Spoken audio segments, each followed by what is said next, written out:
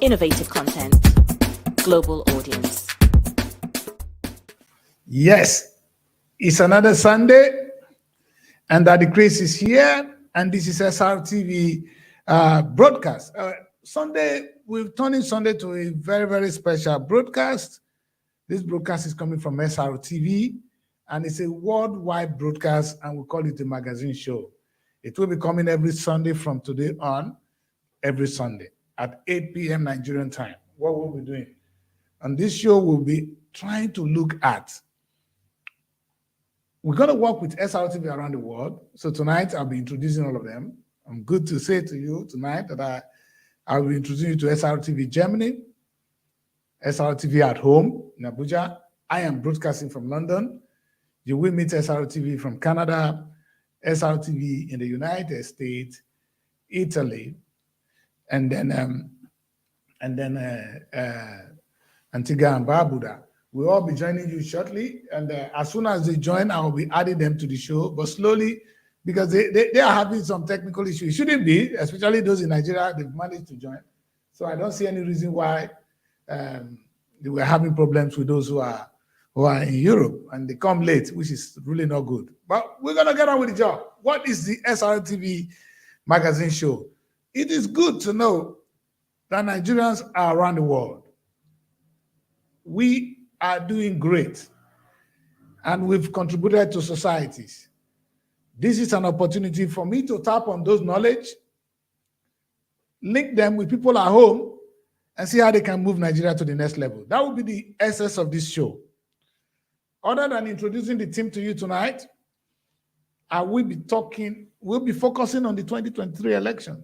They'll be giving us, because most of them have been in Europe or in America for some time. They know, they see the system run there.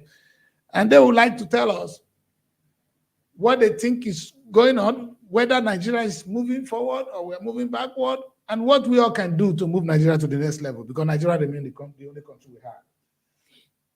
Just to be clear, I personally, Daddy Chris, I have a lot of issues with the system, with the Nigerian system. I don't think it's even about, sometimes I feel sorry for whoever becomes the next president of Nigeria because the system is not in place. The system as it is now is designed to corrupt people.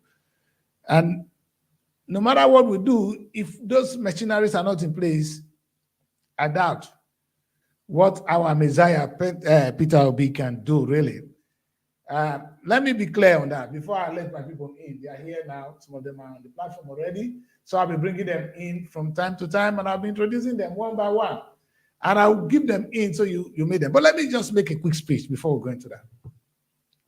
Now, there are two issues we have in Nigeria. And it has nothing to be the president who become the next president. The question is that going to be addressed? Number one, the gap between the rich and the poor. You see, it is the rich people in Europe that introduce what we call the welfare package, meaning when you don't have money to eat, they give you something to go and eat. Because if you don't have food, you are a disaster, you are a problem to any society. But in Nigeria, it's not as if, it's not even that the rich alone, we, the system, intentionally impoverish some and make some very rich. How can a governor of my state or the president of the Federal Republic of Nigeria, their security vote alone can pay how many millions of civil service? Come on.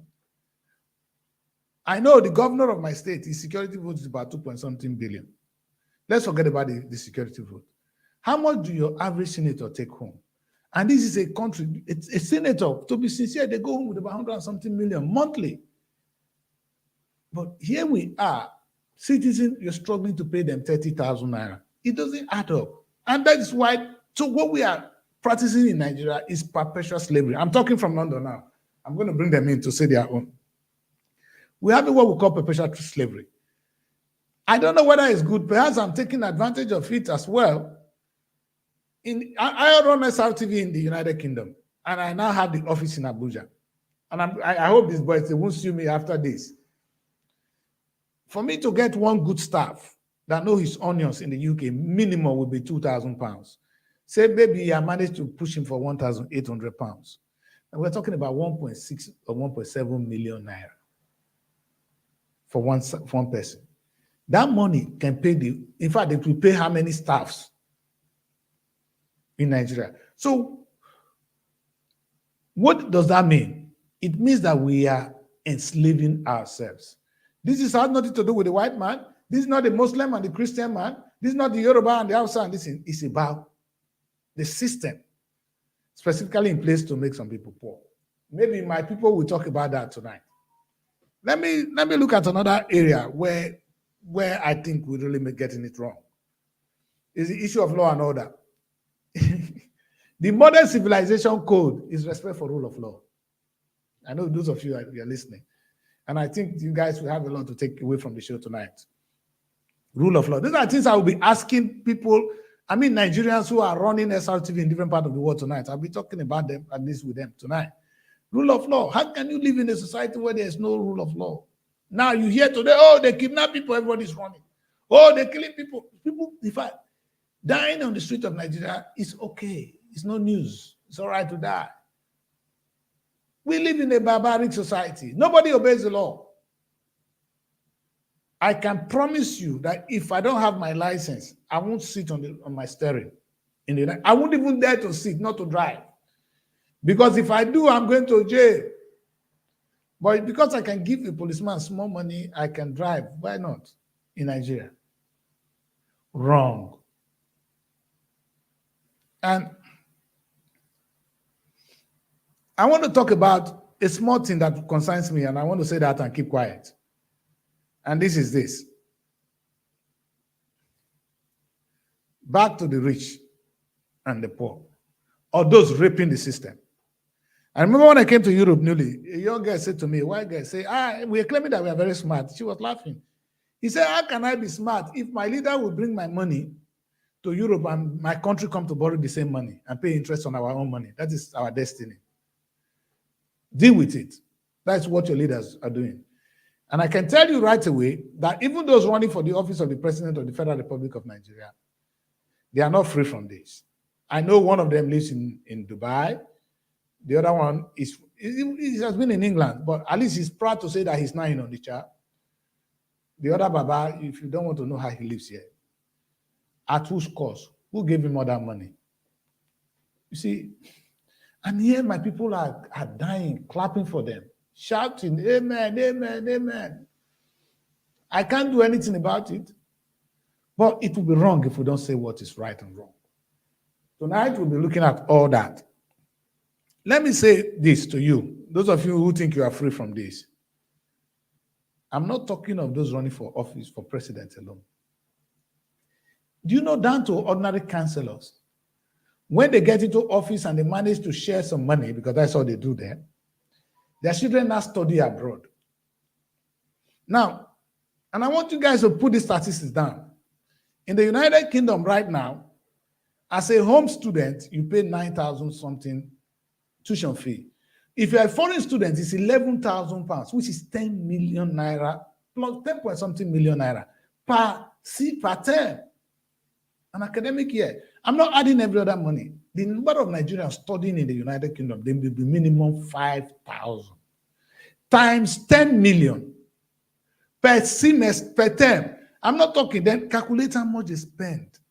And to fly the kids here, pay their feeding. Accommodation is more expensive than your school fees. Yet our people are paying with pleasure. And you go back to your home and look at the kind of schools we have.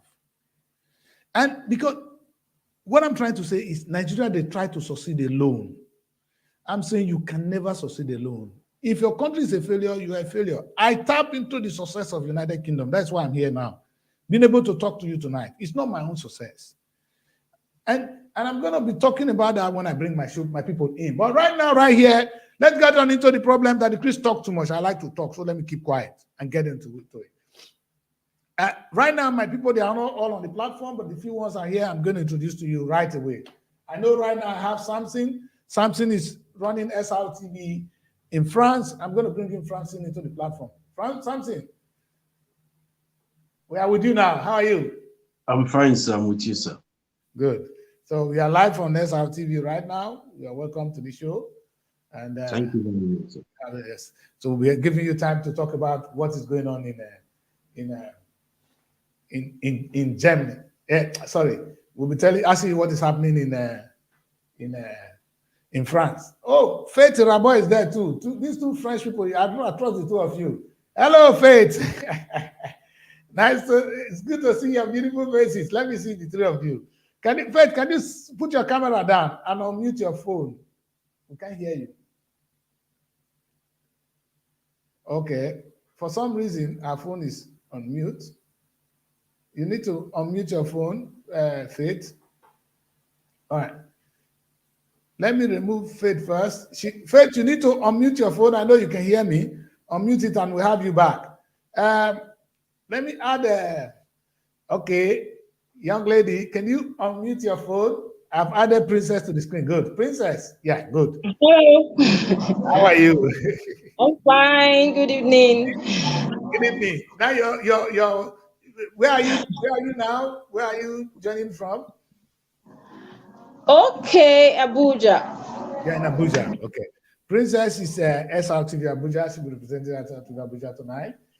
Right now, I'm going to see if I can add, feedback. Faith, if you can put your phone down as your phone tonight is your camera. Put it down stable, then let the phone do the work. Let me add feedback. Yes. Faith. Can you see me? We can see you. Can you see me?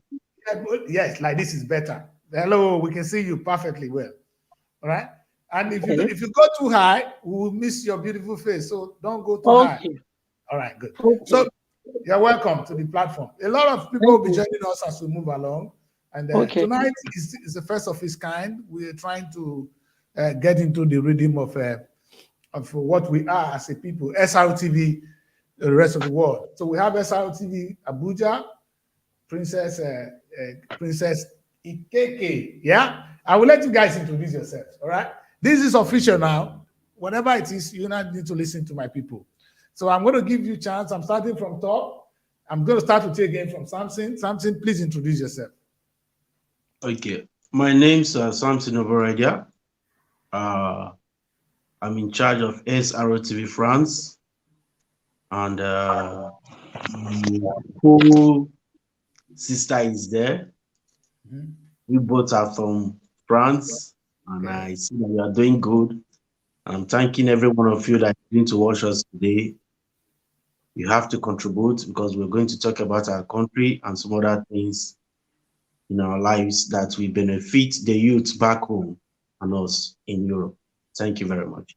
Thank you. I'll be coming back because I'll be talking about some of your experiences in Europe so that we can relate back to them at home and see how they can benefit from our experiences as well in Europe, because that would be the essence of us being here. Okay, Faith. Faith, I like your glasses. You kind of fly. Oh la la. That's some flattery. So my Oga wear glasses. Oh, he has glasses. Oh, my Oga carry glasses. All of us, we are all wearing glasses. Everybody carry glasses. Wow. Wow. All right. Faith, can you introduce yourself to the audience? Let them know who you are. Okay, I'm Faith Rabo. I work with Srtv France with my able colleague here, Mr. Samson, like he has rightly said. You know, I was introduced on the platform thanks to Mr. Samson. And so far, so good. It's been an interesting ride. Good. All right. We're going to start with the three of us. Let's start with London and France. We're two pioneers. We're two people that colonized Africa. Let's put it that way. So let us give back to Africa tonight. All right. As they join us, we'll be adding more onto the platform. I know Germany was with me. I think she's having some problem connecting. But this is something you guys would have done a little bit earlier tonight. We shouldn't be here now, but let's take it. It's the first time. Okay. Let's talk about one important thing. I know you guys have been in Europe for some time now.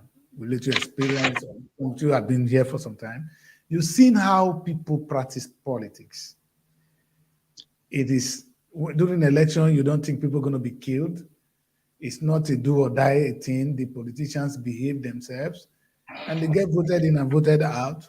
sometimes the people protest, but in our country, what are you people? Can you people say that we are moving forward or backward politically and in election-wise? I don't want us to see too many negative things about Nigeria tonight. I wanted us to say something positive, but looking at the election, we might want to say truth and then maybe think of a way to correct it. Thank you. Let's start with you, Samson. What do you think? For me, I would say that the Nigeria election for now is... Princess, you're on the platform now. I've added you, Princess. Okay, thank you. Go on. We are improving in terms of doing an election in Nigeria. There is an improvement, not like before. We can see that they are trying to understand the implementation that they are giving to them to make use of that is very vital so that things will work well. Nigeria is not just a country that is so easy because we have, for long, the youth have, I would say they misuse their rights by not voting and sell their rights to those elites who call themselves the leaders of Nigeria. And so since then, things have been going bad. But for now, the little part I've been seeing online, that I've been going through, reading and others, I believe we're going to make a better Nigeria for now. Good. At least somebody is positive here. You know, something is of the belief that we're going to have a better Nigeria. All right, let's hear from Srtv Abuja. Let's hear from Princess. Princess, how are you? Hello. I'm fine. Yeah, good evening, everyone. Nice to be here and nice to have you all here. I'm joining in from Abuja. My name is Princess Cassie, as you all know, and it's nice to be here. Though I was having some network issues earlier, but I think I'm fine now. We're good to go. So it's fine. Wonderful. Anyway, Princess, we're going to be asking you a lot of information about what is going on the ground in Nigeria. We want to know. Okay. We are concerned. Okay, that's fine. Are you feeling safe? Is everything all right? Really, to be sincere, when it comes to the election, I won't say for sure that we are safe.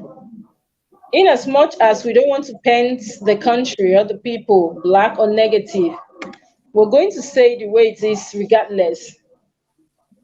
It's not safe.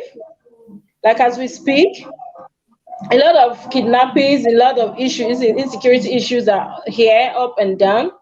So it's not just one-sided, like one part of the country. It's like everywhere. We talk about the northern part, the east, the south, everywhere. So it's not safe. Even people traveling, normal traveling, it's not safe. You go on the road, it's not safe. So I know we are just praying that we're positive, like my colleague here said, that we're positive that things will turn out well, but we're just really praying that this does not have a negative impact on the upcoming election.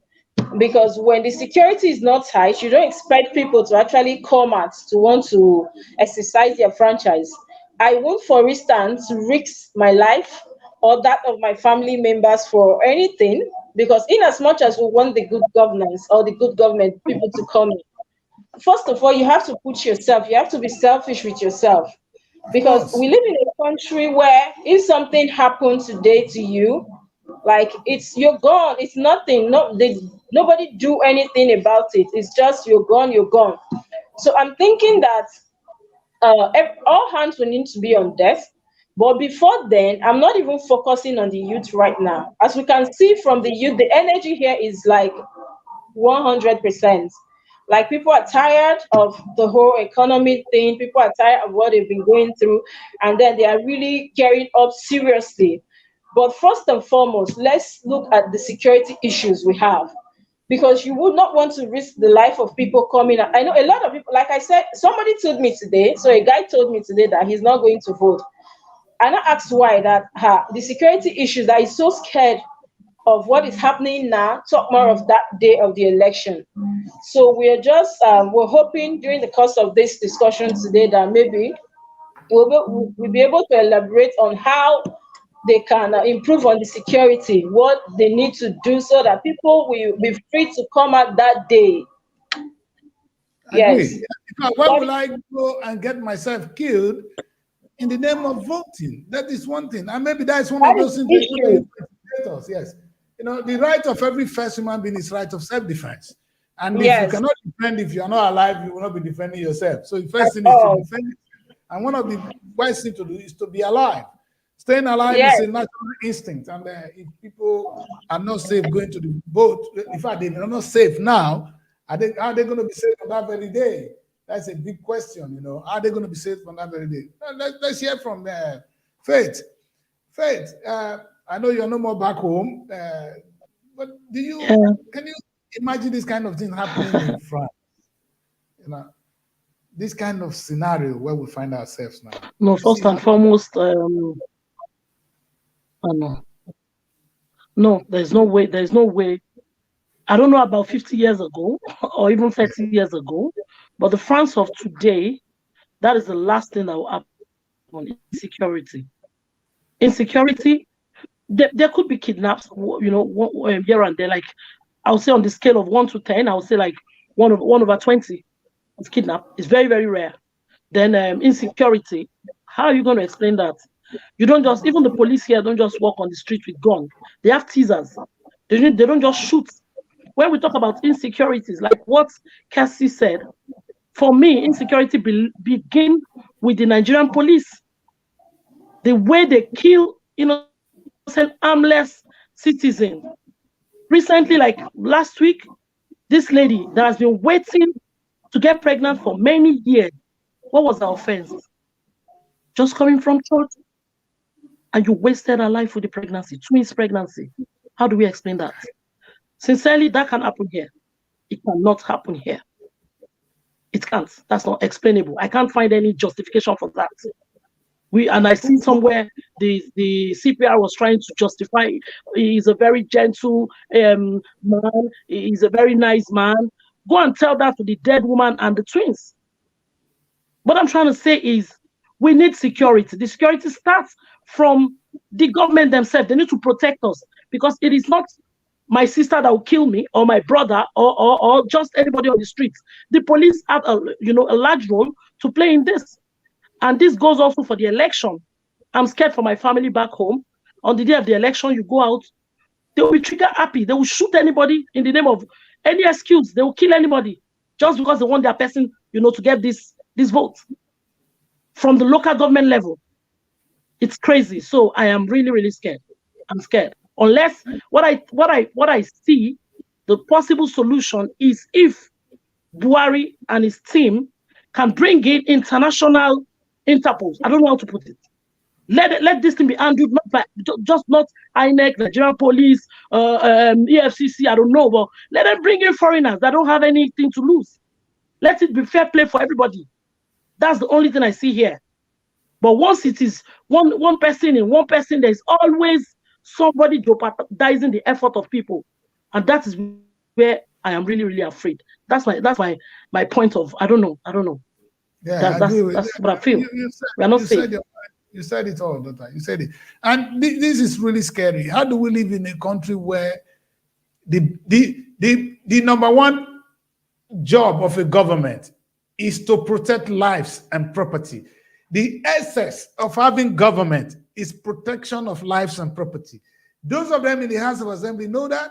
Those of them in the Senate know that. Exactly. Those in the executive, they know that. They sing it every day. I was thinking Nigeria don't even understand the language, because when you know your job, like my number one job as the president of the Federal Republic of Nigeria is to protect lives and properties.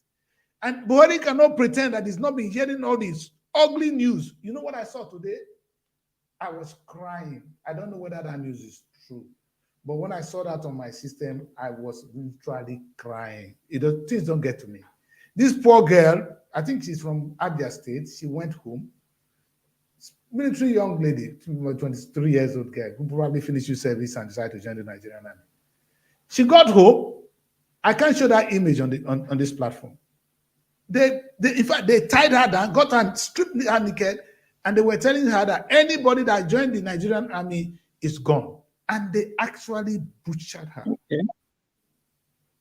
Okay. That is for wearing Nigerian uniform. And what I don't understand, and I want to say this too, so at the point in time I was sympathetic to the struggle of the iPod, and I kind of almost said, oh, they have the right to if they want to have their own country, why not?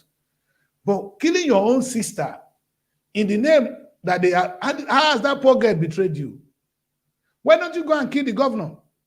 A poor girl that joined the Nigerian army, what has she done wrong? You understand? And if you want to, it may perhaps this is the same girl that will be able to fight for you when the time comes. So how can you fight a system if you are completely out of the system? I don't get it.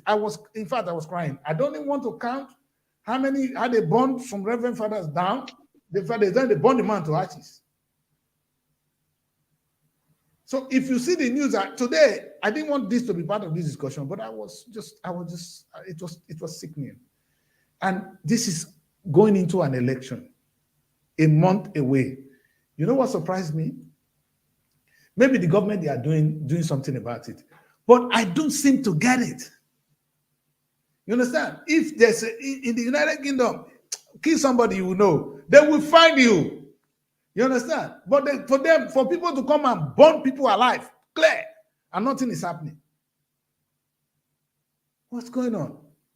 And if this election is going to take place under this atmosphere, then the election is already rigged, because some people will not come out to vote. Maybe this is a scare mechanism or starting for some people not to come out and vote. Maybe that's what they are out to achieve. Well, we're going to move on quickly, because I know security is a very important issue. We're going to be delving onto it. And I want to say this, and the reason why, unfortunately, the rest of the team are not in yet, but I really want to put on a very big topic. And this is important to us as people in diaspora. And for those of them at home, when they join, I'll bring back this discussion. This is the cross of my matter tonight. Srtv as a family, you guys are working in different parts, wherever you are now. And I ask you, I don't want you to reveal your salary, but in terms of minimum wage, the minimum wage in Europe, you can think about it. But in Africa, in Nigeria, the richest, in fact, we have the richest economy. In fact, there's a young girl that goes to a job for 20,000 naira. Her transportation to the place of work and back is 12,000. So she works for 8,000 naira. And you said she shouldn't prostitute. A girl works for 20,000 naira. Now, that one is going far. Now you're blaming the Nigerian police. Do you know the Nigerian police salary is about 50,000 naira? You know how much is 50,000 naira in the pounds today? It's 50 pounds. That is the average salary of a Nigerian policeman. Now, if I do cleaning job in England, I can build a house. If I come down and I do my cleaning job, I'll build a house. In fact, I will buy a house in England. Not only can I build a house in Nigeria, I will buy my house in England. But a policeman of the Federal Republic of Nigeria, average salary, 50-something thousand naira. How do we explain that, my people? I know Princess will not be able to talk about this, because Princess will be asking us, what are we doing to her? You know, let's put this in a little bit of perspective. No, it's fine. It's fine. I can, if you want me to, it's fine. Sure, I can. You can relate to that, right?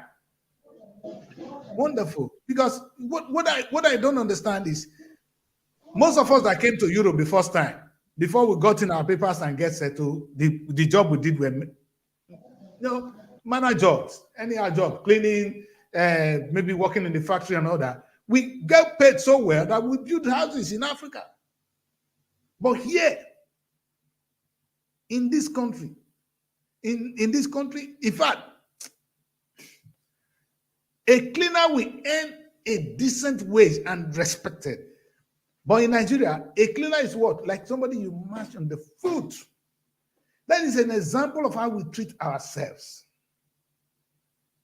We treat our own people. It's not, we know what I want to say tonight. I'm going to come to that. Because Nigeria is so divided. in the name of Christianity and Islam, tribe and this. This got nothing to do with tribe. A policeman that is an Hausa man, that is a Muslim or a Christian, you're receiving the same salaries, boss. So your problem is not Islam and Christianity. It's not Hausa and Yoruba. Your problem is a system designed to impoverish you. And I'm asking Peter, because Peter is like a saving grace as a matter of fact, how is he going to fix this huge gap between the rich and the poor, which is not only shown in those sending their children abroad to come and study, but in the average wage the Nigerian government is paying? Listen, the same system that couldn't pay a policeman 50,000 naira is given to my governor. I want to be sure about my governor. Sometimes I name him. I'm just oppressing him. All the other governors are the same.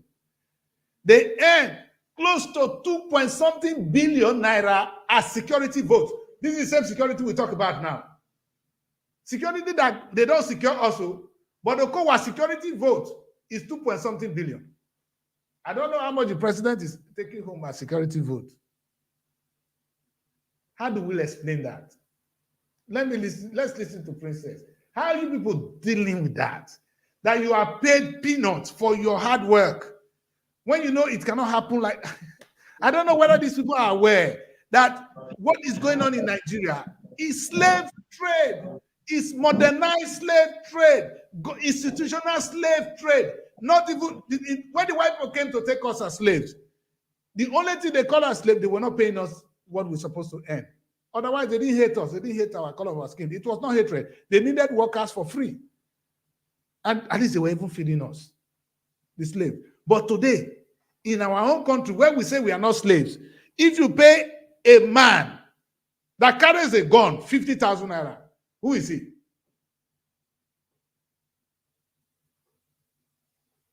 Princess. Hello? Yeah, I can hear you. How are you people dealing with that kind of thing?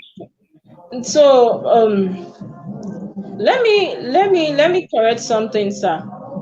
Or let's say my opinion about what you said.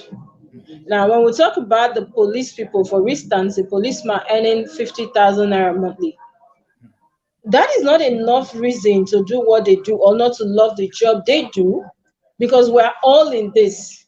Yes. The average civil servants in Abuja here, some of them take home 65, 60, 50. It's the same everywhere. And even the private sector, I know a lot of people here in Abuja here taking home 40, 50, they're about that range, that block. And at the end of the day, we will not tie it down that because the wages, I know for sure that the wage is not here is nothing to write home about. It's like you're just enslaving yourself in that place and you're frustrated, but you don't have to take it out on other people like Faith said. And of course, you have to love the job.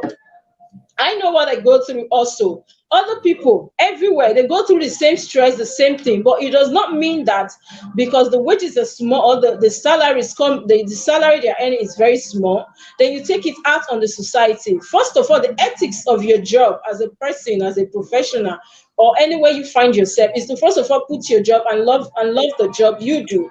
You have to have passion for it. For instance, I know a lot of media people here in Abuja. I'm not going to mention names, of course, but I know a lot of media people. Some of them are being owed salary. They will tell you it's a bad economy. I know a renowned media station here that will tell you just with the ID card you can go and sort yourself out. With the ID card, I'm not going to pay you money, but with that ID card, I promise you will be able to access anywhere, any door you want to access. Go and steal. Yes, that is it here. It is what it is. So at the end of the day, it does not mean that because we are not being paid well or some people are not being paid well. First of all, I want us to love, as a police person, love your job. These people took the oath to secure lives and properties. So at the end of the day, they have to first of all focus. That is what I'm saying. Let's even leave the youth. Let's leave the ordinary Nigerian. We have to start from the top. I'm not against the top people, but I've been here in this country. Unfortunately, I've never traveled before, so I've always been here. So I can tell you the way it is here. I travel across states. I go on official duties, and I can tell you for free that it is not even funny here. The economy, the security issues, and everything, electricity, that anything you can think of, it's like zero. We're going down on a daily basis. And it's as if these people are deaf to the cries of the people. These things we say, I wonder, if you have a conscience, you should be able to sit at your quiet time to know that these people are really going through a lot. They complain. We talk on a daily basis, not like we don't talk. Of course, we know that the media also is biased. Some of these people, let's say it the way it is. I was coming to that. You were exonerating the media. To be honest, you were saying the policemen are doing something, but the media are no more doing their job, because if the media are doing their job, they're supposed to be exposing this kind of thing. They take one envelope and they go home, and they even praise the ugly politicians in Nigeria. In fact, in Delta State, where I come from, I'm asking them, do we have media men there? Because if we have media men, they should be angry, more angry than I am. You understand? And they are there suffering and smiling, like Fela said it. You know, it's so even suffering and smiling. Yes, it's the same thing I said, that as a professional, you're supposed to have a passion for the job. Yes. It's the same thing I said about the police people and the media people. Like I said, I know a lot of media people. I know their take home. This is Abuja. I've been here for so many years. I know their take home. I know what people are going through. It is not funny at all. And so sometimes when I see people do these things they do, I tend to okay, I know why, but even at that, let's do what is right, especially this election that is coming up. This is a time for everybody to correct a lot of things. Of course, we know it's not something we're going to do within 2, 3, 4 years. The country is a total mess. So this is something that will take time. But if we start now, then we'll be able to get it right on time. So the youth, I interview a lot of people. These are some of the things we'll be bringing here on our Abuja studio here. You hear the views of Nigerians. I go on the street. I go as far as doing vox pop, talking to the ordinary Nigerian, not just offices or exclusive interviews alone. You hear from the common people. They are groaning. Everybody is angry. They are willing to do what is right. But what we're saying is that, first of all, focus on the security before that time. Because I know a lot of people have interviewed, for instance, that say they won't come and they don't want to die. I have been privileged to cover 2 elections in Abuja, general elections, and I know how fierce it could be. So I am saying that we should be able, as the media, we'll start from the government and the media, not the ordinary Nigerian. Let's be truthful. And yes, you said it all the time, because the government, the media, and of course the police is part of the government. To be honest, they are part of the government. All right. When we say government, we're talking of the police. So the government and the media, who are there to be the watchdog, are actually sleeping as well. Because I know they're going to give an excuse that, hey, they're not well paid. But envelope, if you compromise with envelope and you don't do the right thing, you clap for the man, you know it's not good. You know what is so funny? And I wish I could share that video with you guys. We'll come to that in the later part of the show, where a person will say, but I know a lot of media people in Abuja these days. You know what they do? They take that brand envelope and they still do what they have to do. That is why I'm telling you that the youths are not gearing up. The energy is 100%. I know, more than how many colleagues here, they will go and take that money and still do what they have to do. Wonderful. In fact, I'll read one Festus Keyamo if it's credited to him. I don't know whether it's true. Sometimes I don't want to say what I hear on social media, because they may be wrong, and then you end up being quoted wrong. We try to be very careful on that. But listen, we're going to follow up on this thing. I want Faith to respond to that. Faith, if this is the situation in the country, people are scared to come out and vote.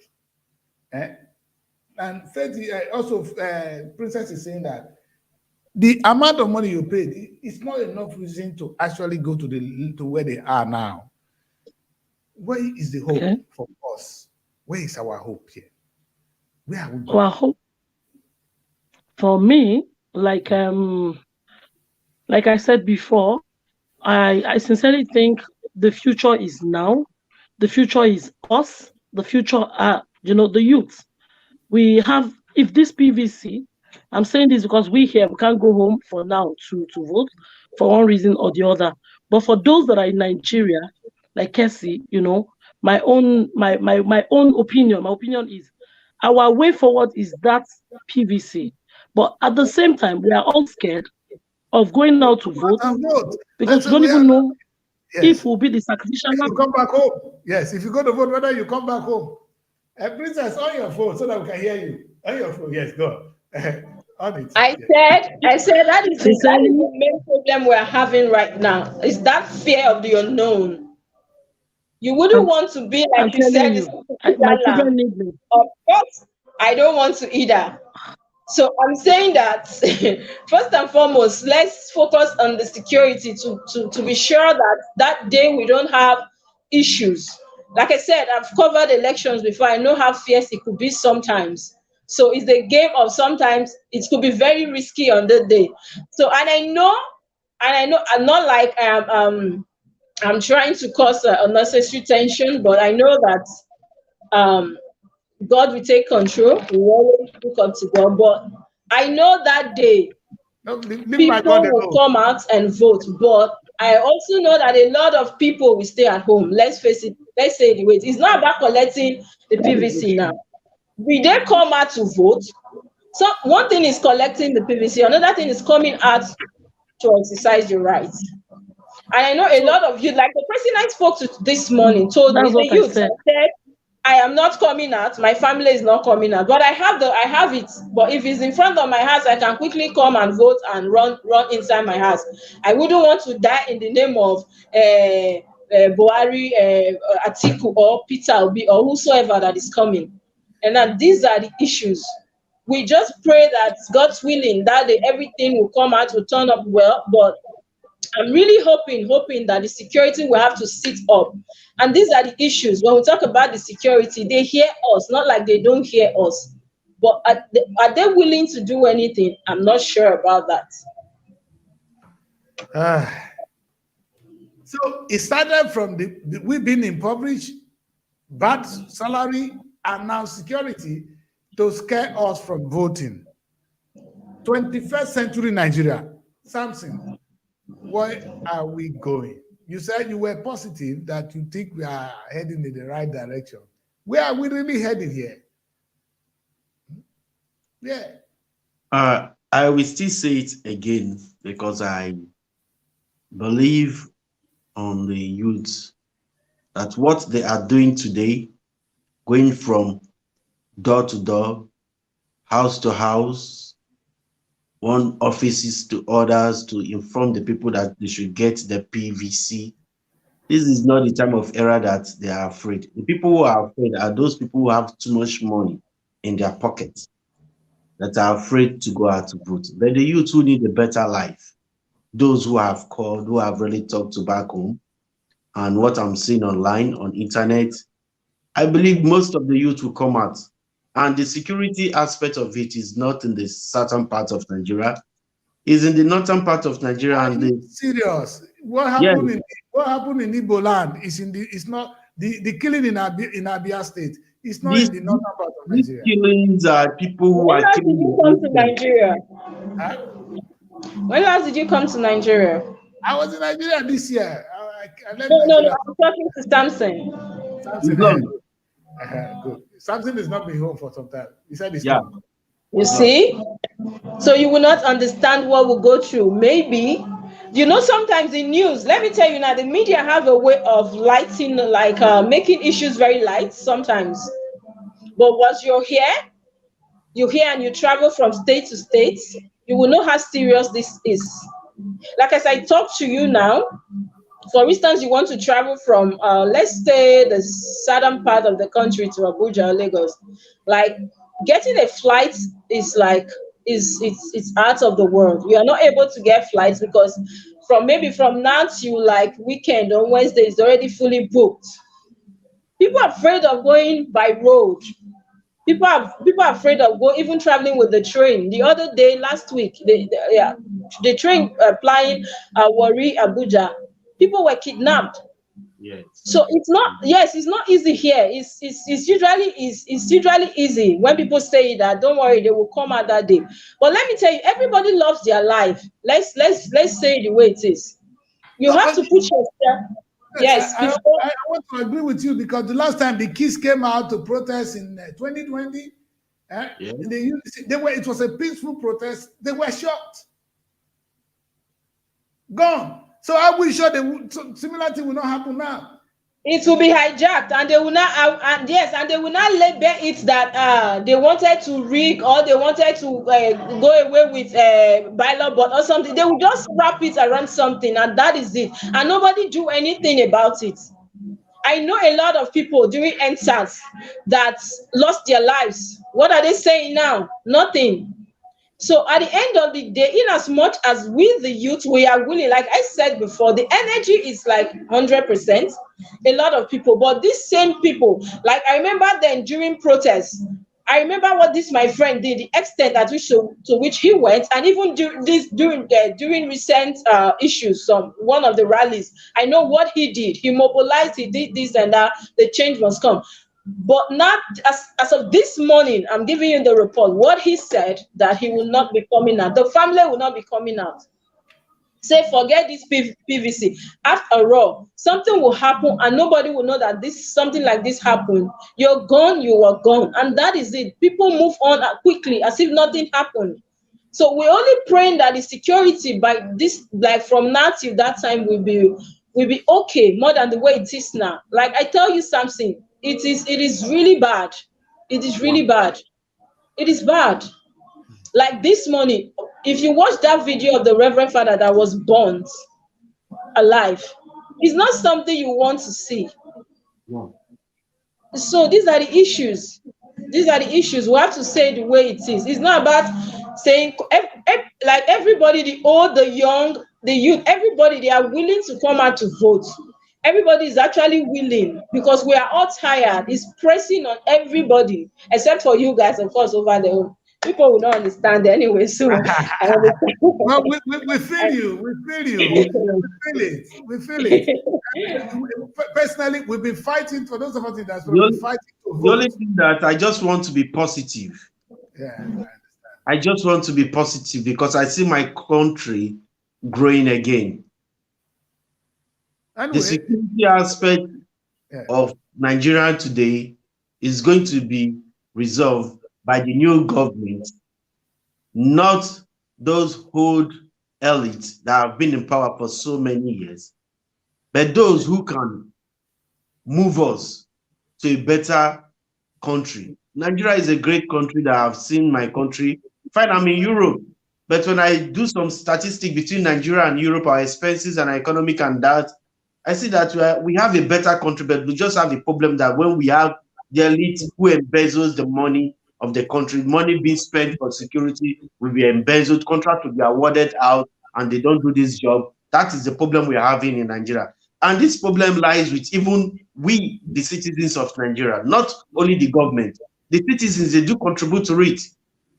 Okay, those people who are good, like those bandits, they call them bandits. Did they see them that they killed the pastor, they burned him alive?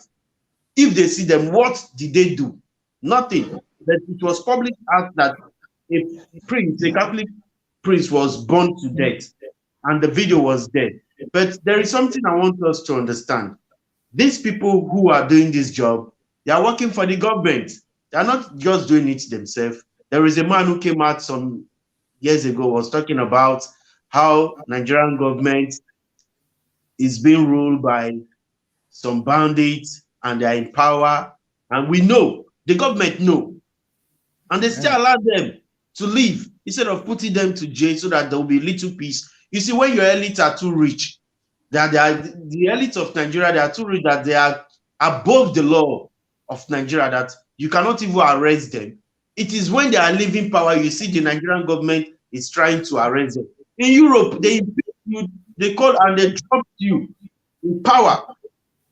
But in Nigeria, they don't do it like that. That's why it's our security aspect of the day. There are times I do ask myself, is that the Nigeria that will do when there is no light to sleep outside?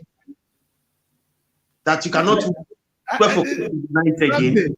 Something there. I'm gonna try and be very, very calm tonight, but I want to bring in something very sensitive, And if I ask anybody, if I ask this house now, what's the problem of Nigeria? And we will have a lot to say. But let me identify one, so that we can put this in perspective. Nigeria today, we are divided along two religious lines, the Christians and the Muslims. And I can see it. I saw a pastor came out, if you vote against your religion, against your faith, God will punish you. A pastor saying that rubbish. You understand? And the same pastor, you know, I said to them, I grew up as a Catholic. I don't go to church anymore. Why? Because of the practice I see today. Because of the practices I see today. In England, I still manage to go once in a year. Because if I go there, if I drop £1, they will be thanking me. Even if I don't, they will give me. You understand? But in Nigeria, you are a poor man coming to their church. Well, you have no use. In fact, every street today is a church. And yet the same, okay, let's talk about that. Then let's talk of the Muslims. Now, we don't even need to talk about them because they believe that Allah is great. And with this one, I don't know whether they're going to get 20 virgins when they die. I don't know, women, I'm sorry about that. You understand? Somebody's going to die. If you kill people, he's going to get 20 virgins when they get to heaven. I don't think that is still selling, but it's like it is. What I'm saying is there's two lines in Nigerian politics. As you see, people are going to vote now. I'll vote for the man because he's a Muslim. I'll vote for the man because he's a Christian. One problem. Number two, oh, the man is from the south. Oh, he's from the north.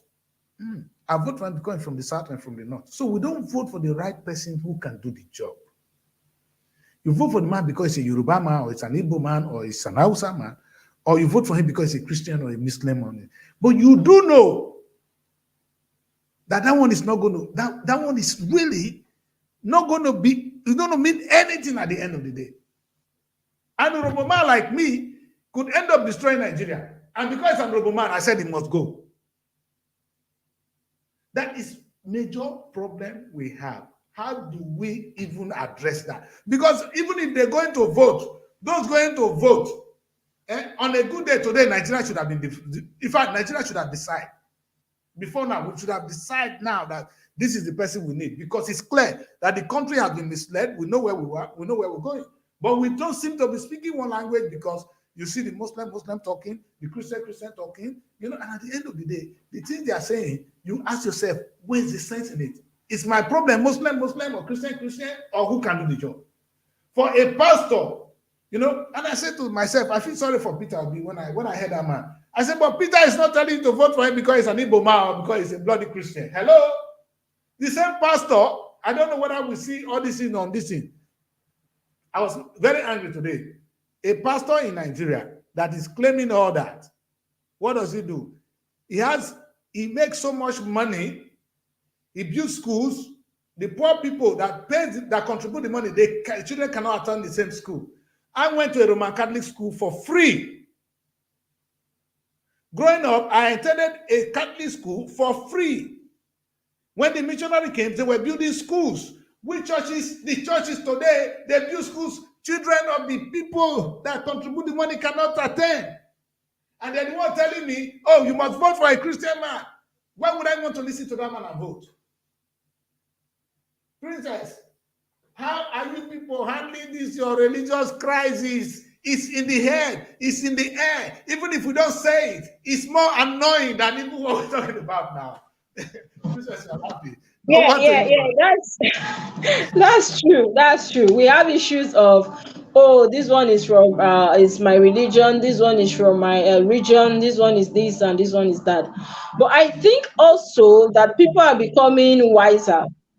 Because if you check recent rallies they did, there are some states that even the people from that region went to and they were stoned. The youth there were angry. Some states over in the north, they were angry. I even saw a video where if the clip where they brought water that they were washing their feet off. These people are from this region. So people are becoming wiser by the day. It's not basically about the religion or the tribe thing anymore. As it stands, we all know that. For instance, we have Atiku from the north. But of course, we have some of the supporters over here also. And then we have Peter Obi that is from here. And then we have some of the supporters also way here in the north. So at the end of the day, people are getting, in fact, people know what to do, not like they don't know what to do. I also met an old man, a Muslim, that told me that, in fact, the man is an elderly man. He told me that I know what I will do on that day. I will still collect the amount of money I want to collect. I will still do what I have to do. Nobody will force me against my will. This money they share in questions, they belong to everybody. So I'm going to take what I have to take and still do what, except they will have to put gun on my head and then shoot. That was what the old man said in Abuja here. So I'm thinking that people are wiser, people know what to do. It's just that, of course, when we get to that day, you will see that people, even old women. I traveled and I asked a lot of questions. Even old people, I used every opportunity to talk to people, not just about the election, but the economy and anything I think I could just talk on. And then you get to hear their views, and that is why sometimes I like to do vox pop. It's not about what people come on TV to say. They can paint it anyhow they want, or the media can actually paint it on their behalf. But once you Yes. go to the street and you talk to the common people, the ordinary Nigerians, you get to see their grievances, what they have to express, the way it is. And I'm telling you for free that a lot of people, they've grown past that religion thing, they've grown past that tribal thing. Yes, there's hope. Like what Samson said, there's Okay. hope. They've grown past that That's a stage. good one. That's a good Yes. one. Because by the time we now, because I wasn't going to talk about the politics of money. I don't know, Faith. Do you have anything to say? Are you still hoping like something and this and Princess? We just have to be hopeful. Um, she has said it all. We have to just be hopeful. We can't give up. It's not over until it is over. We just have to keep, going and see what it will bring at the end of the election. Everything is But possible. Imagine when Buhari won the election, why there was a sitting president, Jonathan, and everybody bet, their money on it that they won't. PDP will never lose. They will do everything possible to not lose. How can a sitting president lose? Lose the election? How? By the end of the day, here we are. Unfortunately, we're jubilating. We thought, oh, God has answered our prayers and all that. Well, apparently, it was 5 pounds of fire. So let's hope this time around the miracle we are hoping for. I want Peter Obi because I've done some research about him while I was in Nigeria, when I was, actually doing active journalism, reporting and all that, do exclusive interviews. And I happen to meet people like them, and we know that he's not just campaigning, he's a good man. I'm from Edo State, he's not from my state, and by residency, I'm from Lagos State. I was born in Lagos. So if not anything, I'd be supporting Tinubu. But from what I understand, let's be sincere here, the only tiny, chance of restoration for our country is Peter Obi. But the problem we are having is, are they not going to sabotage his efforts? Because if Labour Party win the presidential election because people voted for Peter Obi, what about all the senatorial and House of Representative seats? We don't even know most of them. So if all the people in the rep and senate are the opposition party, how are they going to sign into law all his propagandas and his actions? They're going to frustrate him. So I don't know. It's like dealing with the devil, but God will see us. Okay. Amen to that. I may Amen say, to that. Okay. now, what you just said now, Faith, we are hoping it will be like me as a person. I've done a lot of research. I have seen statistics, the job, the things he did when he was a governor. And for our father of gas are just coming out to endorse with our B, then you know that he can do it. Some people we might say, Obasanjo was once a president. Fine. He was once a president, and you know what happened to Nigeria today. You know the problem of Nigeria that Peter Obi himself can solve that issue. That is why he came out to endorse Peter Obi. And APC are complaining, PDP are complaining. Obasanjo is for PDP. But he said a word that I still keep in my mind, that if I should talk about Atiku, if I should say things about Atiku, like for me, I will give a very good example of my own personal self. When I entered Europe New, I met an Italian guy. I was discussing concerning crude oil that I can have an allocation for him because I was working in a refinery. I have an opportunity having people who can give us this allocation based to bring contact. So these are the most motivating to travel. The first person I met, it's good to do business, but you have documents. There is one problem your country have. I said what? He said, you know, Peter article was given a contract generator. That is the article I'm talking about is a former uh, custom officer. I said, so you know him very well, if you can say so. He said, yes, that we cannot have lights in Nigeria. If these elites are not down, that we can never have light. I told him, I make a statement, say, time will come, the youth will revolt and we'll have light. When this NSAS period came up, I was thinking this time, but they brought the youth, they shut down the youth. But there is something I want them to understand that the youth is giving back to them. The youth are tired of their lies. Youth are tired of I will do road, I will do the same story every day. And when they come, we'll give you light, and the light is not there. Look at general hospitals in Nigeria, government hospitals, no more hospitals. They're all down. Find back home better. I put people who go to the hospital. I call them on video calls. I send people because I just want to see some certain things we have to see as Nigeria and the things we are seeing here. And if you we believe that most of them do come to Europe or visit, and these good facilities here, they cannot implement back home. Like the Edo State government was in America, if I'm not mistaken. He was mocked, working in the road, go and do your road back home. It's the time we in Europe, if you are opportune to these people, we have to talk to them, let them understand what you're enjoying right now is what is supposed to go back to your country because we have this money in that country to do it. But the problem is the investment is the problem. You award contract. Just imagine when you are giving out a contract, you give a contract to the company, they will subsidize it to the company, and they will not go for supervision to see if this job are being done. Like when the flood in Nigeria came up, some of the road was just swept up. There is no concrete, the road is not good. And you're still coming back to tell these people you want to do road. The road you have been doing since many years. All this so I've been doing all right.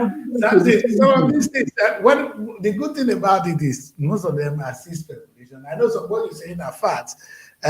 So we in the media platform we try to be careful so that we don't feed out wrong information. Whether article did that or not, we don't know. But people, it's been going out there. But until Obasanjo should tell us the truth so that we know, so that we hold article responsible. Because if I say it's not enough. Anyway, he's trying, maybe he's looking for peace. But I think one thing that we need to also look at, because I think I want us to focus on this election. Let's look at the mechanism, the challenges, and how we can overcome it. Another issue is the issue of the money, which you have just said. People have mentioned it here now. We saw what happened during the primaries. We witnessed it all, how money was being shared. You understand? In fact, to be a delegate, to go home and buy a car. If you don't buy a car, in fact, at a point, delegates were taking Yahoo boys' girlfriends. You know what we mean? Sorry, ladies. You understand? The Yahoo boys are doing better. So when the delegates, when they came home, they had so much in their pocket that they could take Yahoo boys' girlfriend. That's how bad it was. So that's the amount of money some people have stolen and they used to get the primary ticket. Why do you think that they will not go to the extra mile to, in fact, they are ready to give 80,000 naira to people to vote because they know they're going to steal the money back. And you're going to blame an ordinary Nigerian, the woman who is being poor or somebody who's being paid 40,000 naira or maybe 30,000. You give him 100,000 naira to go and vote. Won't he take the money and vote? How do we stop money politics in Nigeria? Princess. Yes, hello, I can hear you. How do we do this? This money they share. You see, let me say one thing before you respond, Princess. Sometimes we underrate the power of temptation.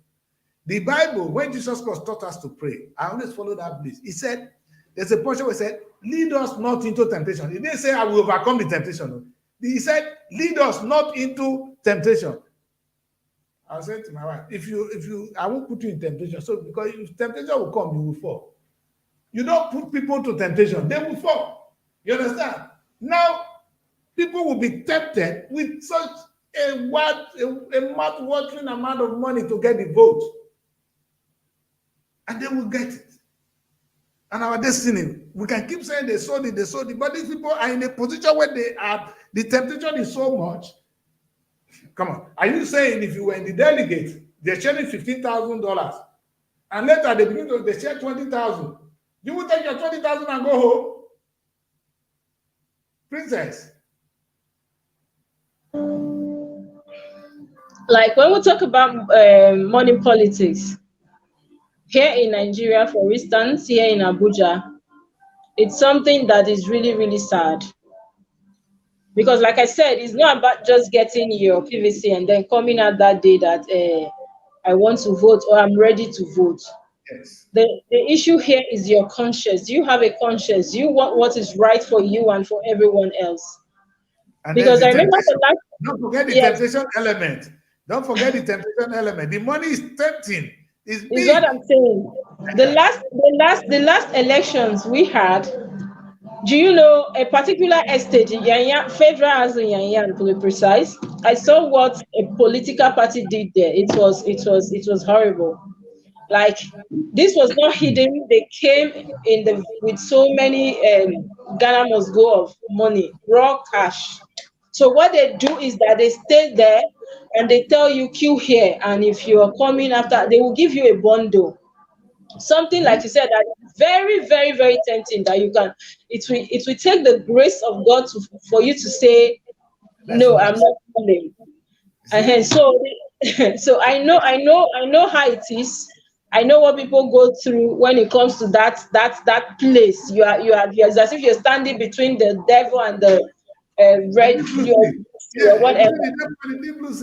Yes. So at that point, you look at a better option. Okay, I know somebody I spoke to that day, and he said, "Don't worry, Nigeria will be okay." But for me, if I don't take this now, I might die of hunger tomorrow, and what happens? Nigeria will still be okay. So let's do the better option for today. So I think for us to resolve this, or for things to be better, you have to at some point have the conscience. Like I said, but I know that this year, and God really, it's going to be different because like a lot of people here are tired. It's just the fear of insecurity, like this ongoing. If not, that money issue, I don't think is selling this time around. It will sell though, but not as it used to be. Princess, they raise the bow. They no more spending naira. I know we're coming to that. They no more spending naira. Are you saying a policeman who is on 40,000 naira salary is gone? On that day, he should wait. When they give him, say, they won't even dare give him 2,000 because they look at you. They know your size. You understand? They say the policeman, don't worry, if you give him 200,000. You understand? You tell him to go and shoot some people there, scare them. They will do the job. You understand? And it's scary. See, we started from security. Scary, yes, I understand what you're saying, but like I'm saying also, like if you're in Nigeria here, like I said, the energy is so high. A lot of people can't wait. But it's just that the security issues that we're having a little challenge, a big challenge, not even little as it stands. But a lot of people have gone past that money politics, especially the youth. Especially they are not willing this time around to take no for an answer. They know where they want to be, they know where they want to go, they know where they are headed. Of course, like Faith said, it's now, we are the future. So at the end of the day, if we don't get it right, and I bet that's why they are trying to, I don't know, some elements trying to sabotage you to peace we enjoy. And then they come with these issues of kidnapping, killings, and all that to scare people away. That is just the major problem we have. But when it comes to money, I think this time around, if you look at what happened during NSAS, you will know that things are really changing. These people, I'm telling you, the youth will not take no for an answer. And if you look at the rallies so far in the country, you see that a lot of youths, they are coming out. Of course, we're a media house. We are not supposed to be biased. Exactly. Our aim here is to judge fairly the way it is. We say the way it is. Black is black and white is white. And so I'm going to be straightforward. Even though during for instance during the last campaign we did before this one some years ago, you find out that these people came out to say they wanted to bring the change, they wanted to do this. That was 8 years ago, actually. They wanted this and all that. And they were holy. A lot of them, they were like, we saw them as the saints of our time. We saw them as if they were the mini God we were looking for. They painted a picture of what everybody wanted.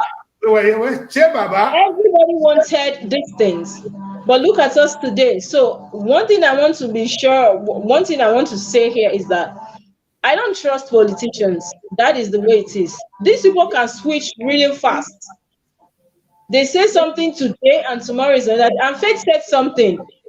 For instance, Peter Obi could come with his own, okay, I want this, I'll do this, I'll do. What of the other people around him? Of course, he's not going to carry out these things out on his own.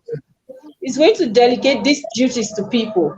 So are you sure that these people have the same focus as him or the mindset he is having?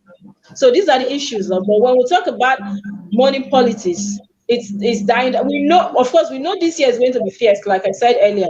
We are not even going to be talking nairas now or local currencies. We're going to be talking about real hard currencies here. We all know that. Yes, we all know that. But like I said, people should have conscience. Thank God people are watching us, people are viewing us. People should have conscience. You can't say because of something you want to have or eat today to throw away. 8 years is such a long time. We know where we'll become. Like the past 8 years have been like hell here in Nigeria. Look at me. This is solar I'm using now. As you can see, my side is a little bit dark, like every other person. This is solar I'm using since morning. So yes, solar lights. So at the end of the day, it's biting hard. I just want to appeal to Nigerians. In as much as there's nothing we can do, we can't force adults to be adults. They have their own conscience, they have their own senses. So what we're saying, we're appealing to them that they should be able to do the right thing. Do what you know is right. Not just by tribe or by religion or any other thing, but at least, like Faith says, study these people. Go back to their what's it called? Study them. Do a research on them. That's if you're likely to do that and do the right thing. You don't expect us, the media, to keep saying it to tell you. You know what is right. Some of these people know what is right. But of course, there's always a parable. Left face, not be front. So they at that moment, they are just willing to cash out that moment. But we are appealing, we're begging, it's tiring, it's burning, like the heat here is too much. That please, people should do the right thing. This is the only time we have the youth to take it all. That's all. Thank you so much. In fact, what a good place to go on a quick break. When we come back on this break, we'll have some people on the WhatsApp group that will be making call. And for those of you who joining the show, if you want to join the show, please you can phone in. Please not now. Give us a few minutes. You can call in and you can contribute or ask questions. I'm here with these beautiful two ladies, Betty Rabo and Princess. They are all Nigerians. Princess is in Abuja at the moment. Faith is in Paris, that's in France. So is Samson, and I'm here in London. Right now, we'll be bringing other people in as we move on. The team is much larger. I don't know what happened. I started with about 10 people, and now we're left with only 4. But that's how it's supposed to be. We'll move on. But let's go on a quick break. And when we come back, we're going to look into this issue seriously, a little bit more. You know, it's okay to say, let's beg the people to behave. Let their conscience reign. You know, you see, if you study law, the law does not understand conscience, understand the law. You see, that's the problem with Nigeria. We expect people that are going to behave because of our conscience. So we spend a lot of time going to church or going to mosque. But in Europe, they don't even go there. Their mechanism on how to control this is the rule of law. We need to think along that line when we come back from this break. Don't go away.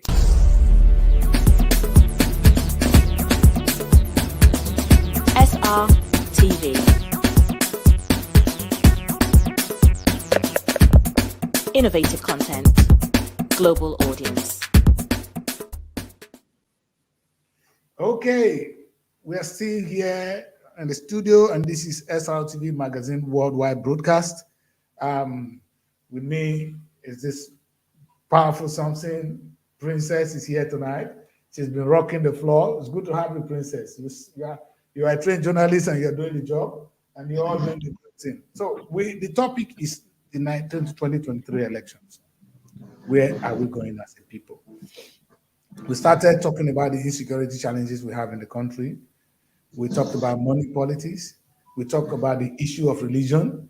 That I know nobody want to talk about that because we are very sensitive. It's a Yoruba man, it's an Igbo man. And so that is not what we have. That's not supposed to be our challenge, because at the end of the day, the Yoruba man, the Igbo man, the Hausa man, they are suffering the same thing. I know you can overcome that. Where I am more worried is where Jesus Christ taught us to pray, lead us not into temptation. And the temptation here is the money is so big. That's money politics. Well, Princess told us, don't worry that people will, she apologized, she's begging. Of course, she found out, she proved the case that the people are beyond it. Then later she started to apologize, to beg. Is that not what you did, Princess? Because at the beginning you were saying that we can overcome it. Then later you started telling them, please don't let it be so. You understand? Because the issue is difficult. To tell a person who has not seen 10,000 naira in his lifetime, you give him money that will enable him to start his mushroom business, and you're going to tell him not to take that kind of money. It's a hard thing. Maybe they should take and do the right thing. It will be difficult because the people that give money, they know how to safeguard their money. So it's a difficult time. It is. Pastor Sonny, are you there? Because I know you have one or two things to say. Yes, sir. I'm here, Daddy Chris. I don't know whether you're just joining us or you've been hearing or you want to have anything to contribute. Well, I'm not quite long. I've joined. Okay, so you can wait a little before you weigh in. So No, I can come in. Okay, come in then. Come in. Daddy Chris, welcome you. I want to thank all of you. Princess, I'm about to give you people kudos. But one thing you did not know now, all the deep things about this today politics is so dynamic and it's a decision ground for Nigeria. This today politics is different from every other politics we have engaged. Every other politics before, we were considering people, some were considering tribes, some were considering capabilities, some were considering the creativities and how vibrant candidates. But today election is not like that. Okay. Today election is quite different. Very, very big different. Ever before now, let me tell you, ever before now, Fulani have assured Nigerians, said after Buhari, another Fulani is coming. And these people, they are working very, very hard. Very, very hard to see that another Fulani emerge. And they have agenda. The agenda is totally different. The agenda is not to develop Nigeria. The agenda is not to build Nigeria, but to rule Nigeria. For a particular tribe to rule Nigeria. You see, the South, for many years now, be shouting. I've been to many different media houses. When they were pursuing Ibori, I said, British is not pursuing Ibori because of Delta State Fund. They were pursuing Ibori because of the system that is favoring British. Aliboti from America. Hezron Mobi from England, what they are exploiting from Nigeria, they want this system to continue. They are part of our election ever since. And the Satana have not even wake up. The Satana people have not wake up. The big problem, this is not just ordinary election. This election that will decide whether you will be able to stay in your father's ancestral land or not. Or you will bow to the authority of particular religion or not. This is an election that will decide whether Nigeria will have a good change, positive change, or will continue on that evil way. This is the election we are talking about. This is the election whereby either we will become a nation or we will remain as a country that have no regard. That is the election that is on ground now. And we are romancing with it. The Northerner are them today, they are coming up, the Islamic, they are owning a meeting. Where is our people from the south? Where is the king? If they are not going to collect money, where is the sensitization to tell our community people, be ready, be careful, you are going to bring money, but you will all die with this money. They are coming with goodies, so they are going to give you a huge amount of money, but you will not survive the battle. Where are these announcements? Where are we holding meeting? One particular area we constantly hold meeting against the South, and the South will never come out one day to hold one single meeting to see how they can defend themselves or how they will be able to stand as a human being. It's very, very painful, my brother. At times I begin to ask myself whether we have good human beings. Education we acquired here, kind of education the Satana people acquire, I don't think they are really good education. Because, ask me, the election that enthroned Buhari, the state returning officers were vice chancellors of university. After all manner of error, it was a VC, vice chancellor, coming to read the election to the whole world. And they are not ashamed of themselves today.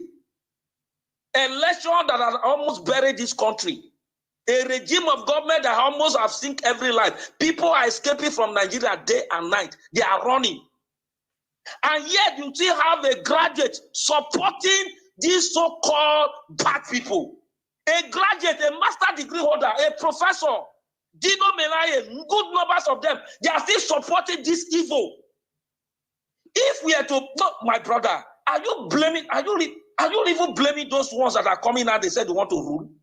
Let me ask you one thing, Sonny. If the Fulani have been tormenting this country for many years now, where did that Fulani get the courage, boldness to come out as a president? Pastor Sonny, where will he have that? let me ask you this, Sonny. Let me ask you this. All right, it's a very, very sensitive question. I know you put on the blame on the Fulanis or some people in the north who have an agenda, and the west who are doing what they're doing. But I think let us look at the management of our resources. That's the best way to break it down. Is Okowa a Fulani man? Is Okowa a Muslim? Does it stop him from mismanaging your resources to the way he has done? Is it not Anna that is controlling everything in the south? And besides, yes. How can they win the election without us? Over to yes, you. Yes. You asked a very good question. You said whether it's the Northerners that are controlling everything. Yes. The Northerners are the ones that are controlling a lot, because I happen to be a contractor to NDDC. Most of the money they are giving to our Satana governors, most of the money they were giving to NDDC to control. Do you know up till now, NDDC, there's a Senate, always a Senate from the North representing this federal government, the president from the office of the presidency. And the Senate that always oversee on behalf of the president is always from the North. When I was a member of a contractor to NDDC, we go to Abuja, we go to go and meet the Northerner to beg them so that we can get job from NDDC. Where Wike was annoyed with Opapio, he said NDDC is a cash cow that gather money from the south and take it to the north. And that was the same thing Okowa did. Did you see Okowa's money in the Delta State? Can you trace all that they have given to Okowa? It's with Atiku. So the people in the South, they have never had their feet. They always bend to the North. They always seek their comfort, their support and their loyalty. How did Joma Agege become DSP? He was playing gallery to that of Buhari. He was supporting Buhari. Why did you have a complete failure in this particular Senate house that they cannot oppose Buhari one day? Because they were all in support. They are from the North. There were no senators who were on ground to defend their geographical or their constituency. This is the first time that you see a senatorial people, senators who are not on ground to defend the constitution of Nigeria, neither to defend their areas. They were all playing to the presidency, playing to the North, in order for them to eat and get plenty of money. So if you ask me a question, I will say yes. But if you ask me, that is not where I am going. You are telling me whether we should blame Okowa or which is Okowa is Fulani. But Okowa is not asking the land. Okowa is not going for the land in the North.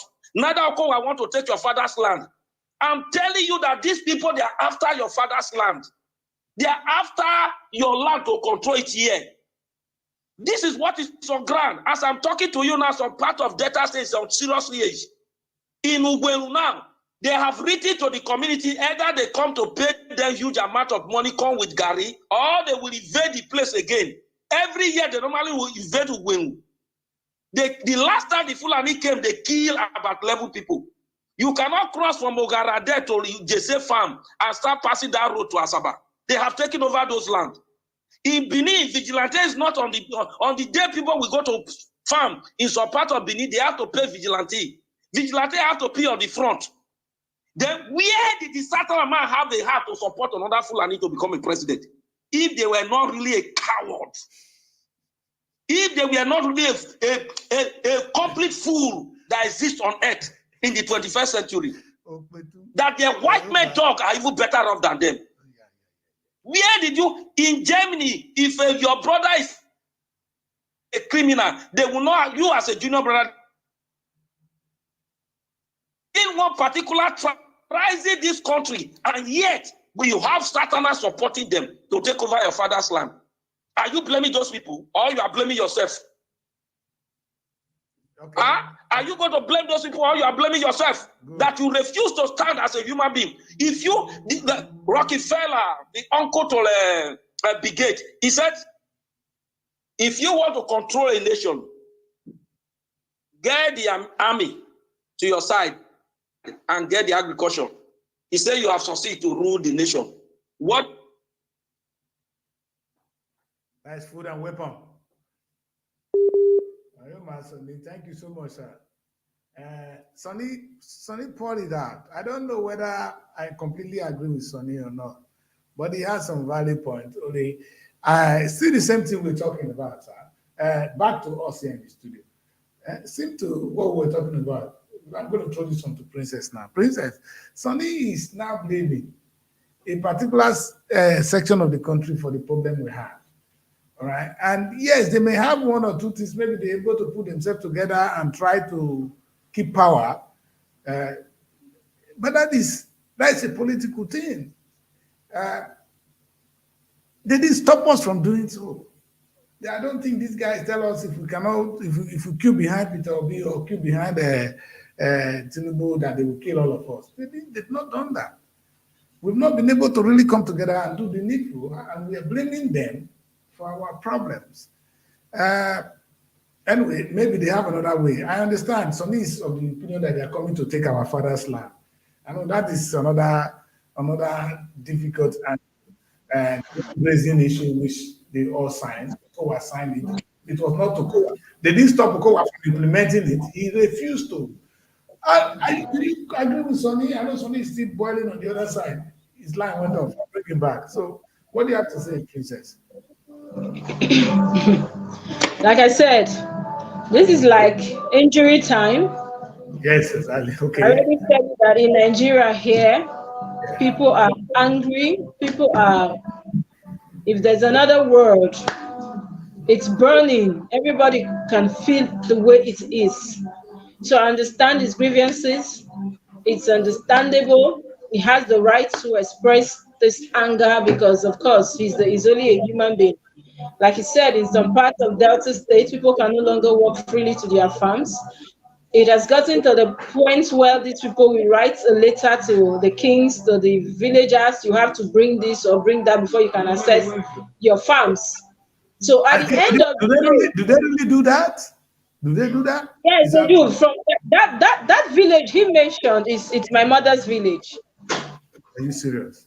My mother is from where, and that is what's up right now as we speak. So they are threatening the villagers, the people. And another thing is that, like he said, I don't want to mention name, but sometimes too we find out that these people, the chiefs, the kings, what are they doing? They don't do anything because of course they are always in their palaces. They eat, they drink, and they marry. That's the only thing they do. They don't care about these people that goes to the farm or do their whatever in the bushes. So at the end of the day, like I said, I understand his grievances. He has the right to. Everybody's angry. Everybody, it's like it's burning everybody. But it's not about the common man alone. It's about, like I said, once the head is bad, what can the body do? What becomes of the body? It's my point. So this is election. In as much as like it's what I said earlier, that I was appealing to people. Do what as an adult. I no, we cannot keep babysitting adults. They know what to do. True. You have conscience. You think. You know when to eat. When you're hungry, you know I'm hungry. I want to go and eat. Of course. So you should know the right thing to do, because at this point, even a child knows that the country it's nothing to write home about. We are not even talking about the economy alone. We're talking about the security issues. People cannot, like he said, the caller said, people can no longer go to their workplaces, their farms, and if we get, we're even talking about your father's land. So when you're going to cast your vote, be thinking all these things. That is why we do these shows, of course. People watch and people learn every day. Think about what the next day will be like. Think about the next 2 years. Think about the next month. Don't just go and vote because of today, what they give to you. They will bring a bag of rice with their faces there, with their this, telling you all cock and bull stories. And of course, they will come with dollars, hard currencies. Don't be swayed away. You can still collect this money and do the right thing. If you know you cannot, then do what is right. Because we are not talking about just now, like today. We're looking beyond today. We're looking beyond 2023 as a whole. We have a long way to go. So use your head.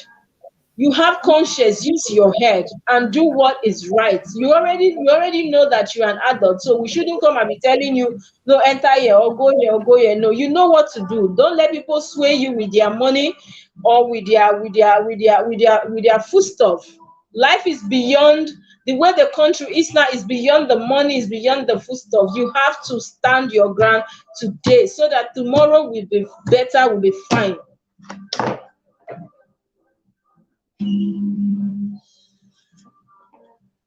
Samson, are you there? I'm with you. Like as you have earlier said, that is what we have to do as a country. But I will still say this again. In whereby we keep calm and we see what is going on in the country and every individual is being silent, is affecting us one way or the other in part of life. Whereby our people back home they cannot go to their farms. You're traveling, you'll be afraid, like traveling from Lagos to Abuja, from Abuja to Port Harcourt to Kaduna. People find it so difficult to travel. That is the security aspect of it. And by the way the government of today are going on signing the security aspect of Nigeria today, that Nigeria is nowhere secure. We have to understand this, that I'm not saying I'm against anybody, but we should just vote out those elites and work with the youth to see if we, the youth, can change the country. And these people we are talking about, if you have never traveled far to the northern part of Nigeria, you will not understand the mind of the Fulanis. The Fulanis are all over Africa, in Niger, in Mali, everywhere.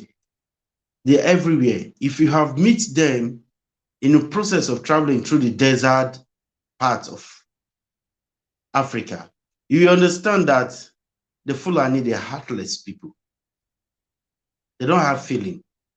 They believe in their self. Not all, because I will use the word Fulani is like everybody is bad. Like when you say the Satanites are bad, everybody is bad in the country right now.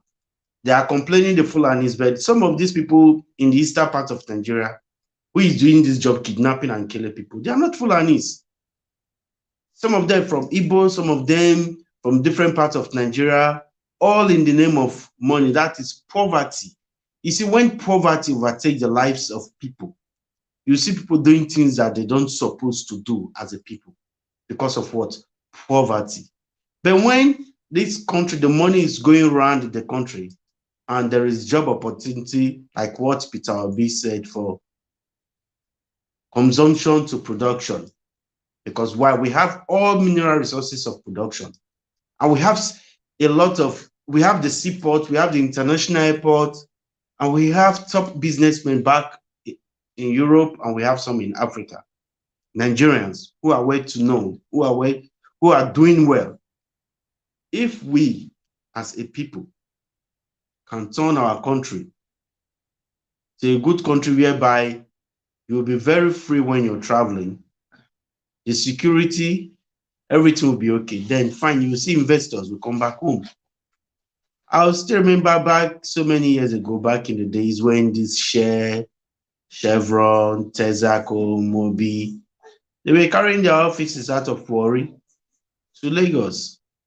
It is because it's not the government, it's the youth. You see, when the youth go after these people, they're afraid kidnapping, foreign expatriates who are working in oil field. The youths are involved too. Today we lost a lot of things from Nigeria. The youths are involved. Embezzlement is the most highest rate that today Nigeria is suffering because everybody wants to embezzle to their own pocket. They don't care about individuals. The kids about themselves, stomach is the kids about their stomach alone. They just want to do everything to their own self. They forget about other youth that is growing up in the community. But they forget that what they are doing today is going to affect their own generation. If the money they stole, that the generation could not make use of that money very well, it's going to affect them for what they have created down. And they are not going to be free from it. In one way or the other, it's affecting their family. In one way or the other, it's affecting their family. So we should try and make sure we as ourselves, as individuals of Nigeria, should flee away from crime. We should go away with crime. We should leave crime behind us. So when you are in crime and your government is in crime, everybody's we are criminals together, working together as a team. So the country cannot grow. But when you know that you are in power, this thing is not good, and you implement this power that you're holding to let the people of Nigeria know that yes, we can do this if we work together as a team, as Peter Obi has always said, as Tinubu said, as every one of them have said, that they want us to work together as a team. But they should count back the years that they have been ruling the country. And you're coming back to tell us we should work together as a team. These people you're talking to, they are not dormant, they are not fools. They see what is going on, they are tired. The bag of rice they buy for 10,000 naira is being sold for 50,000. They want to go to their village, is problem. You cannot go to farm to even harvest your little gari to take care of your family. You cannot do it. The northerners, they cannot go to farm too. That is why you see things are expensive today in Nigeria. We have lands that we can make use of. But because of our own sins that we are committing, working with these elites that are embezzling this money, That is why we are in this mess today. I will say our fathers were so quiet. They were thinking these leaders will change, but they refused to change. Some of the leaders came out and said, is it bad for their friends to be rich? If you listen to their words, these are their words that they are giving to us, who they are. They are telling us who they are. They are telling us what they are going to do. Not that we are telling them. They are the one that wants to vote. We want them to be our president. But when somebody who you want to become your president is giving you his word that this is what he's going to do, you have to sit down and rethink. Rethink the word you said. Use his word against him. And know he has been there before and he wants to come back. And some of them they are governors before and they want to come back. Okay, Samson. All right, let's like we hear you loud. You made your point clear. we're gonna try, and because I don't want this show to exceed these the next 5 minutes, it shouldn't be more. So I'm gonna allow Princess from she's the one at home. Princess, what do you think we in the diaspora can do at this point to maybe to add? How do we contribute? We confused, to be honest. How do we help the situation? We can only talk. We can only maybe. I only say something to certain people. They said they've been sending money to Nigeria. Nigeria don't need your money. You understand? What Nigeria need is good governance, and the place we feed you. The Nigeria will help us abroad. So we have the resources at home, but yet you're still working to send money home because the system there is rotten. What do you think we can do, daughter? But the person saying they send money home, how long can even this go on? We can't keep doing this. Yes. Like the prayer of every Nigerian is that this Nigeria also will be like these places they travel to. This live like every other normal human being. Yes. Because people here, they live as though I don't know, but it's horrible here. So I think that what can we do from there? From your end, you can keep talking. Okay. At least you have families. For instance, you are in the media. You know this thing. So enlighten the people. That is the best you can do. Like I will always say, you cannot force the horse to the river and then force the horse to drink. We are adults, we know what to do. But we can't even emphasize on these things enough. So we'll keep saying them. What I'm saying is that as a media person also, you keep saying these things, put them out there, let people see, let them know the importance of voting rights, not just for today, but for the next 8 years. Whatever you do today, whatever you do on that particular day, we tell on the next 8 years, whether or not you have people abroad, whether or not you are even in government, we don't want to know. What we're saying is that do the right thing so that at the end of the day, everybody is fine. You're fine, I'm fine. That is what we're saying. If you So, say, oh, I have somebody yes, abroad, oh, I'm Princess, doing. let me take you up on that. What is the right thing? When you say The do right the thing. right thing, what is the right thing? They've got the PVC, they're going to go and vote, right? What is the Yes. right thing? How do they even know? We're not asking them who to vote for. Are you saying they know No, the right no. person to vote for? Yes, is what I'm saying.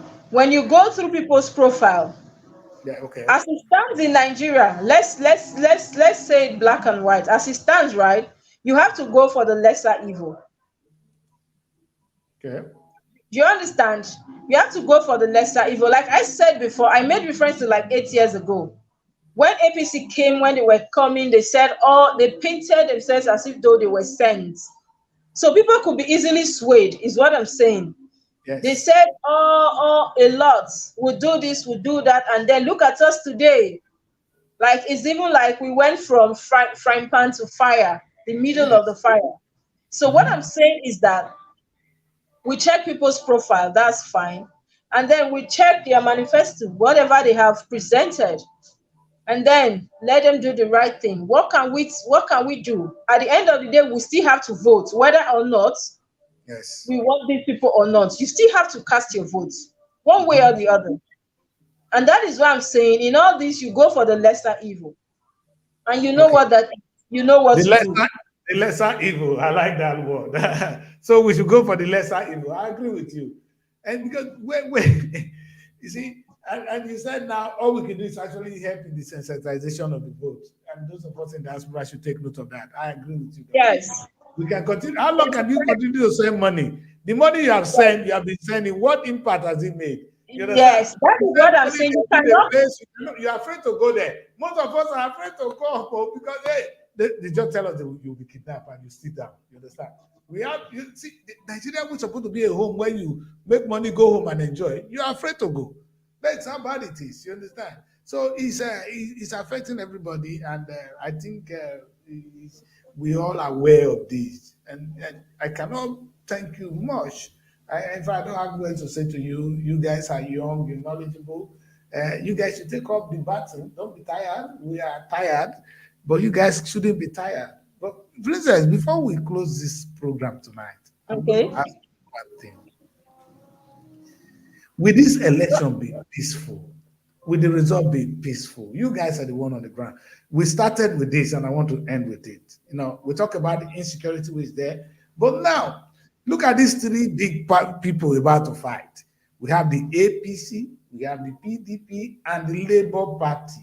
They are no, in fact, they're not underrate Peter Obi anymore. Peter is like a movement.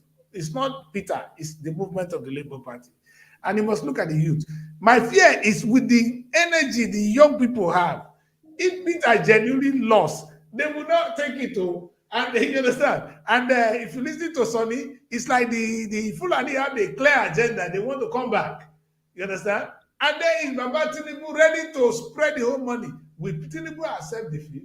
Will Atiku accept defeat? Will the young people, not Peter, accept defeat? That is my last question. Yes, like I said before, we already know the caliber of people coming in for the likes of Tinubu and the likes of Atiku. And like I always say as a media practitioner, we say the way it is. Well, I'm not going to paint it, sugarcoat it. We're going to say the black is black and white is white.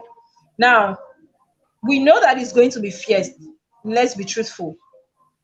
And that is why I talked about the security issue earlier. These are things they need to put in place beforehand, so that when we get to that point, we don't have issues of insecurity. Allow people to vote the people they want to vote for.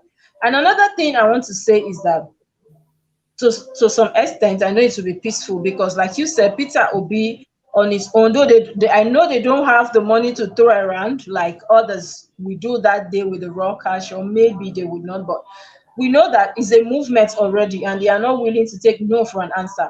And that is a good thing. He said, Yes, to be honest, let me see here. The kids ain't going to say, even if Peter genuinely lost, they're going to take it because I look at them and I was so scared. I said, these young men, they won't take no. Whether they when they say the result is this, you understand? They are angry. You understand? Yeah.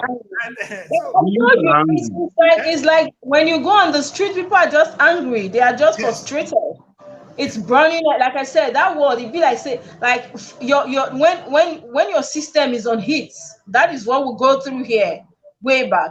So at the end of the day, it's going to be peaceful because we already know that these ones, they are here, they are ready, they are willing to take it, or these ones are willing to take it, and these ones are willing to take it. Or so we know that it's going to be peaceful to an extent. And that's why we're still appealing to the security agency to do the needful that day. Don't threaten people. Don't allow people to come and use some kind of power or whatever to like suppress people that are willing to exercise their rights. So they should be able to allow the people to vote for the people you want to be your leaders.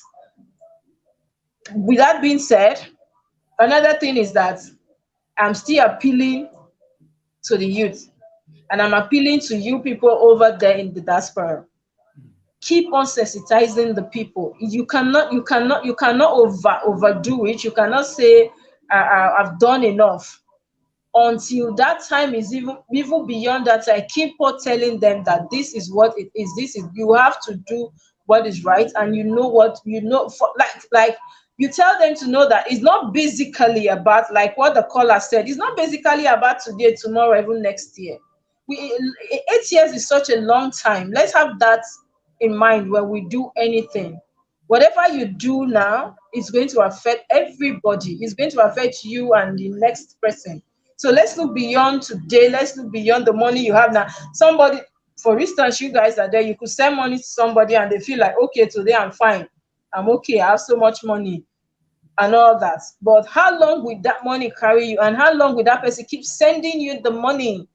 They work also in a very organized system. Don't you want to be the same? Will you keep collecting money from people? So these are the issues. They should do what is right. We always say that, and we cannot get tired of saying it. We keep saying it, hammering it until they hear, until they understand, until they do. I like that. That's what Pastor Chris said. He says, if you keep saying it, the word will come to pass. You understand? I believe that. So I think all we need to do at this stage is to keep saying it, keep saying it and believe it, and it will come to pass. That's right. Yes, it cannot be a better place to end the broadcast for tonight. Princess and Samson and their faith and all that joined, you guys have been amazing. We're going to do a better show next week. This broadcast will continue now daily, because with this time I have a lot of guests lined up already who's going to be joining us on a daily basis. Tonight was a day that I wanted to just have a romance of all my team around the world. And unfortunately, some of them couldn't join. I don't know why. They have to explain that. But they can now. I want to have a private meeting with everybody where I introduce the team, because we'll be coming and we'll be working together in the coming days. And all I say is thank you so much, Princess. It's so good to have you. Yes, sir. As well.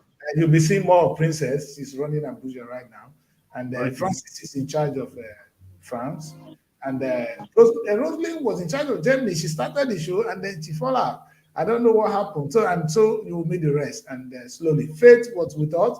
Faith works with Samson, and that is how we're growing. So we are around the world at the moment. We are around the world. But I want to keep this little fun so that we can lift to the next level. And with you on the ground, we're confident that you will do the needful, Princess. Princess, do it. Do it. Keep safe, please. We try. We have. Keep safe. Don't stop saying it. Keep I will not get tired of saying it. I'll keep saying it. Sure.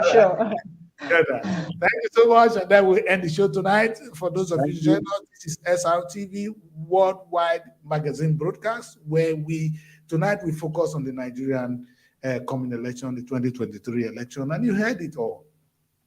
I want to say this finally. That's why I reserve it for the last. Whatever the outcome of the election, please, somebody get a win. Right now, I'm scared. Will Atiku accept? Will Tinubu accept? Will the young people? Because Peter will easily say, okay, will the young people That's accept? like Jonathan. You understand? I'm scared, to be honest. We pray that God will give us the right leader. I don't think so. I know God is waiting for us to give him a leader. But we are praying for God to give us a leader. That is the thing I don't know how to pray the prayer, but I have to join Nigerians in doing so. God is telling me that Chris, go and give me a leader. And I'm saying to God, give me a leader. I don't understand this. God in the Bible, I've never seen where God gives leaders. It is the people that pick leader and God will work with the leaders. You understand? So today we pray for God to give us a leader. Let us do so. But the most important thing is at the end of the day, please let's accept the result of the election. Beautiful people, handsome guys. Stay blessed and say good night. And that is the end of the program tonight. Let's go. Good Good night. Srtv.